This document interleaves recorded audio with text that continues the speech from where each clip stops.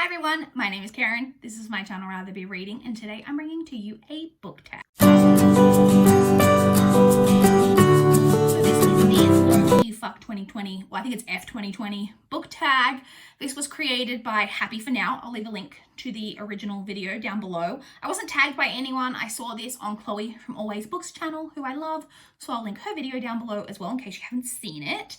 So this is just I mean, Fuck 2020 is a real mood, as I'm sure we all know. So let's just jump straight in and talk about all of these questions. So the very first question is just to share some good stuff that has happened in 2020 and some bad stuff if you want. And I have to admit, I am naturally a pessimist and I couldn't think of any good things really. The only good thing that I could really think of for 2020 was that when my niece and nephew came to visit, and that was right at the beginning, like mid-January.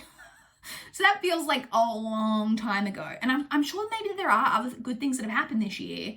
But like I said, the pessimist in me, when I get asked, I cannot remember. Whereas when I tried to think of the bad things that have happened in 2020, I came up with a whole list. But the main thing, I think the worst thing that I could think of that's happened to me in 2020 was my neck injury. When I hurt my neck, however I did that, still not entirely sure. But yeah, I filmed some videos around that time. If you were around then you know that was really bad. Like it was not great. I was in a lot of pain for quite a while, and it was really debilitating not being able to basically move. Like when I had to go to the doctor's appointment, the first couple of days after it happened, and I had to obviously get my mum to drive me because I couldn't drive because I could not move my head at all. I had to get my mum to help me put on shoes because I literally couldn't bend down to put shoes on properly. It was a debacle. So that's probably the worst thing I could think of that happened to me in 2020. But like I said, the good things I don't really remember, but I did enjoy my niece and nephew visiting. So my niece and nephew moved with my sister, and my sister's family moved up to Queensland at the beginning of 2019. And so it had been a year. Had it been a year since I'd seen them? I think it had been a year, because I don't think I'd seen them at all in that time. And I haven't seen them now since January. We were hopeful. I mean, they were supposed to be coming to Adelaide, where I live, for Christmas this year. Is that going to happen now with everything going on in the world? I don't know. We have a lot of border closures between states in Australia, so I don't know whether they're going to be able to make it for Christmas. Or my brother and his girlfriend, who also live in Queensland. So I don't know what Christmas is going to look like this year. But anyway, that's not the point. Question number 2. What book did you love at the beginning of the year? So I went through the first couple of months of the year and looked at my favorite books that I mentioned in my wrap-ups from those months. And so the book I'm picking is from March, which is in the first quarter of the year. So I'm counting that as the beginning of the year. And I'm going with Illuminae by Jay Kristoff and Amy Kaufman. The first book in the Illuminae files. I read the whole trilogy and I enjoyed the whole trilogy, so I guess I could talk about the trilogy as a whole. I really, really enjoyed Illuminae. I think I gave it 4.5 stars, YA, sci-fi, and it was a lot of fun. And I had heard really good things, but sometimes when you hear really, really good things about a series, you're never sure if you're going to like it as much as everybody else does, but it turns out I did pretty much like it as much as everybody else does.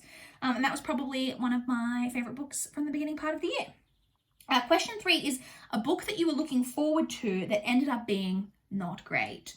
So I talked about one book in my mid-year book freakout tag in the biggest disappointment. So I mentioned that one, which is Slayer by Kiersten White.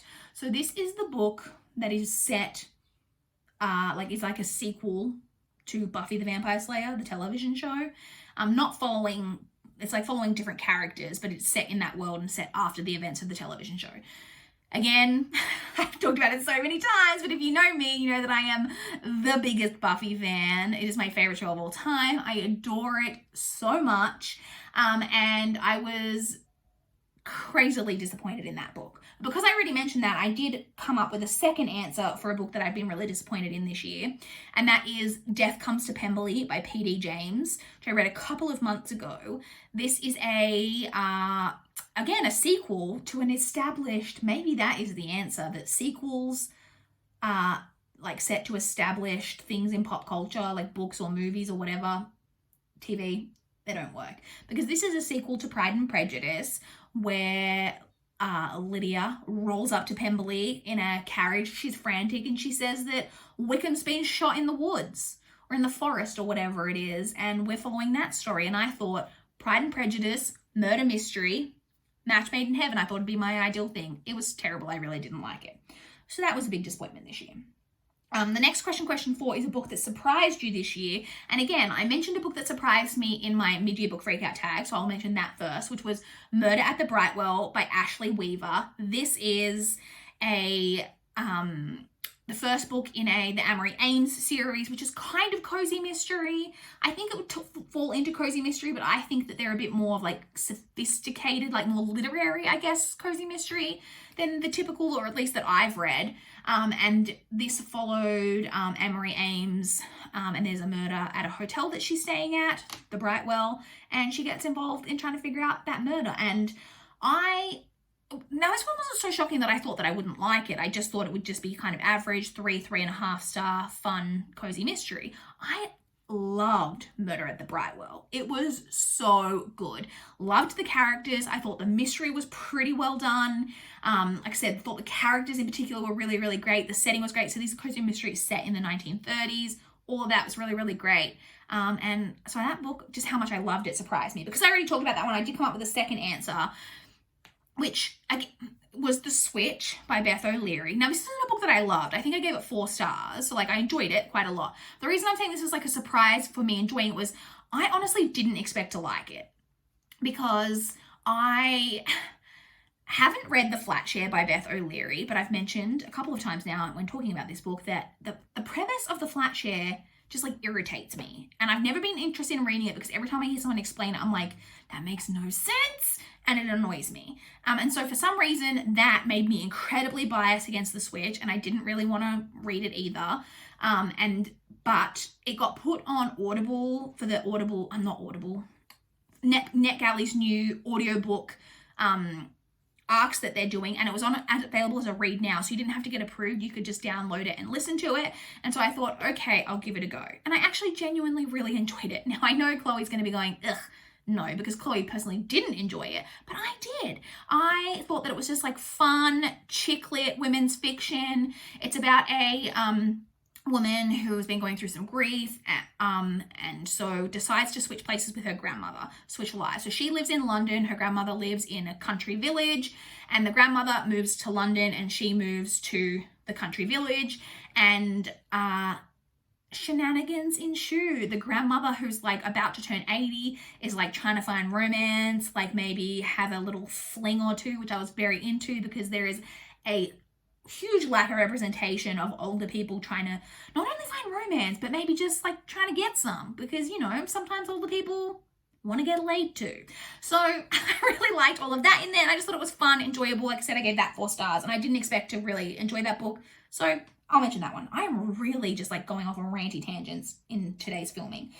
The next question is a book that you like but nobody else does or doesn't talk about enough, or talks about enough, something like that. So I'm looking, because I actually pulled this one off my shelf. I don't know why, because I didn't pull any of the other books off my shelf, but I guess I'll hold this one up because it's sitting on the desk. The book that I decided to talk about is The Boy at the Keyhole by Stephen Giles. So I read this, I think it was last year. I think it was just, I saw it on audio from my library. I'd never heard anything about it, but pretty much anything that's got an even slightly interesting sounding synopsis, I'll give a go on audio from my library. And this was one of those. And I genuinely really, really enjoyed this. And I've never heard a single other person talk about it. So I think, was this published last year? Or was it published in 2018? It was published in 2018. So this is, it's one of those books that kind of falls across a couple of different age groups, because I think it's more for an adult audience, but it does have a child narrator. Yeah, I wouldn't say that this is appropriate for children. Anyway, this is about a boy, I think he's 11 or 12, and it is set in 1961. And he wakes up one morning and his mum's gone. And the housekeeper says that the mum's had to go away for whatever reason. I can't remember, she gives some excuse that the mother had to go away for some reason. And at first he's accepting of that, and then he starts to become suspicious, and he thinks that maybe the housekeeper's lying, and that maybe the housekeeper has done something to his mum. And then we're kind of following that story of, has the housekeeper Has the housekeeper done something or hasn't she? And it's very kind of like gothic. It's got a lot of really gothic vibes, which if you know me, you know I love some gothic stuff in books. I'm trying to decide if this would be appropriate for children. Like maybe kids would like this kind of creepy story, but I don't know. I feel like it's got some it's kind of dark. I don't know. But if you're an adult, because I'm an adult and I loved it, and it sounds like something you might enjoy, check this out, because I've never heard anyone else on BookTube ever talk about this, and it was honestly a really good time, and I recommend it. Okay, the next question is a book that you want to come out already in 2020. So I guess like an anticipated book that you're just really hoping will come out soon. And again, I mentioned this in my mid-year book freakout tag, and that is Horrid by Katrina Leno. Because if you guys watch my channel, then you know I don't read, the only 2020 releases, like the new releases that I read are the ones that I get through NetGalley, and most of those are not like the hyped new releases. Apart from that, 90% of my reading is backlist reading, which I'm okay with, but so I don't have like a huge amount of releases that I have books that I'm interested in 100%, but I don't necessarily plan to get to them like immediately. But a book that is coming out later this year that I am excited about, will I read it in 2020? Almost definitely not. But I'm excited about it nonetheless. Like I said, it's Horrid by Katrina Leno. This is like YA thriller mystery about a girl who I think their father's recently died, so her mother relocates her to like the mother's hometown, and they're staying in like the mother's childhood house, and she's making new friends, and then discovers that there's like a room in the house that the mother says that she's never to go into, and then one day she does go into it, and it's a child's bedroom. I don't know anything about it apart from that, but this cover is delectable, and it just sounds like honestly a really good book, and that's probably the one from the second half of 2020 that I'm most interested in. And like I said, normally for these mid-year book freakouts, ones where I've had a similar answer, I've tried to come up with a second answer, but I didn't really have one. That is basically the book that I'm most interested in that's coming out in the second half of 2020. The next question is, what book were you looking forward to that got pushed to 2021? Again, I just basically don't have an answer for this. The only book that I even have marked as to read on my Goodreads that's a 2021 release is the third book in I can't remember what the title is. It's the third book in like the Kiss Quotient books by Helen Huang, but that always had a 2021 release date, I'm fairly certain, or from when I heard about it, it did. I don't think that was pushed back. I believe it was always an early 2021 release. And that's the only 2021 release I have on my shelf. I even did a Google search and tried to find books that were pushed to 2021, and one I couldn't really find like a succinct article that would like list something that I could maybe go, oh, I'm interested in that book. So I just don't really have an answer for this. There were no books that I was like really excited to pick up immediately when they came out that got pushed. I just don't really have an answer for that one. And unfortunately, the final question of this, I don't really have an answer for either, because that is finally, what book will you think of when you think of 2020? And I don't know, because at first I thought, well, maybe it'll be like my favorite book of the year, which I don't know what my favorite book of the year will be yet. But then I thought, no, that's probably not true, because I always forget what year I read things, as evidenced by my recent series of videos that I did reacting to my favorites from previous years, and even the one from last year. I was like, oh, did I read that in 2019? I'd totally forgotten. And then I thought, oh, maybe it won't actually be something I've read. Maybe it will be a book that's like just been huge on BookTube in 2020 that you've kind of heard everyone talking about. And then I did some Googling about that, and I just couldn't find one book that I thought was big enough. Like there was The Vanishing Half recently by Brit Bennett, which like I've heard a lot, like there's been a lot of hype about that on BookTube. In a few months, when the hype's died down a little bit, I'm like, and next year when I'm looking back, will I remember that that book was published, and will that be the book I think of? I don't know. So the answer to this question is just I don't know. What book will I think of? I don't know. Because I'm terrible at remembering what I was reading in any given year.